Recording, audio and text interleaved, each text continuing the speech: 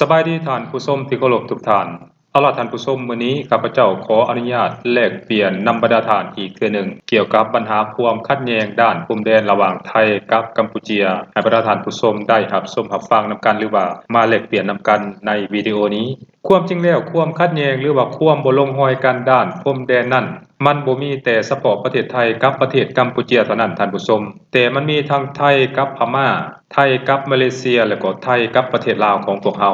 สาเหตุของความขัดแย้งด้านพรมแดนนั้นก็เกิดมาจากการยึดถือแผนที่คนละมาตราส่วนและสร้างในปีที่แตกต่างกันไปบางครั้งประเทศที่สร้างแผนที่นั้นก็บ่ได้แจ้งหรือว่าได้ประสานสมทบให้ประเทศคู่กรณีได้รับทราบเช่นเดียวกัน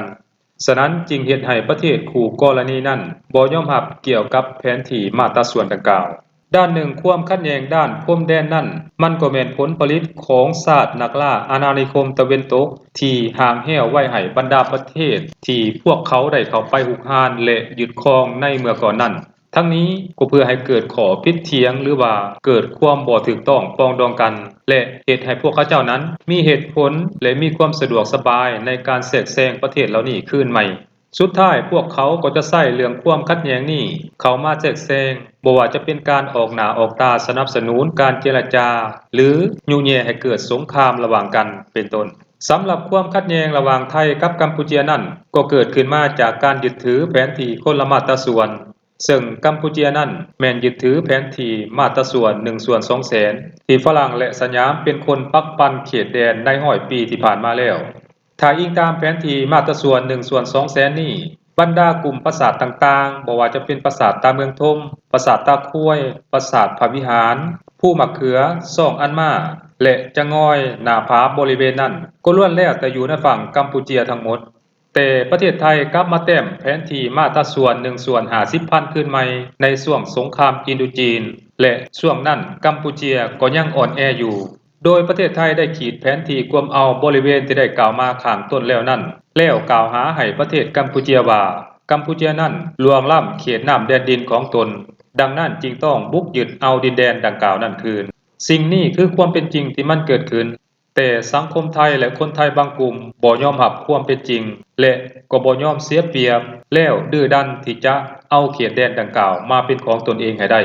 ขณะเดียวกันแผนที่ประเทศลาวยึดถือแก้ไขปัญหาชายแดนกับประเทศไทยนั้นก็แม่นแผนที่ได้เซ็นสัญญากันในปี1893เหมือนกันนั่นก็คือแผนที่มาตราส่วน1/200,000นั่นเองท่านผู้ชมตามสนธิสัญญาที่ฝรั่งกับสยามได้เซ็นกันในปี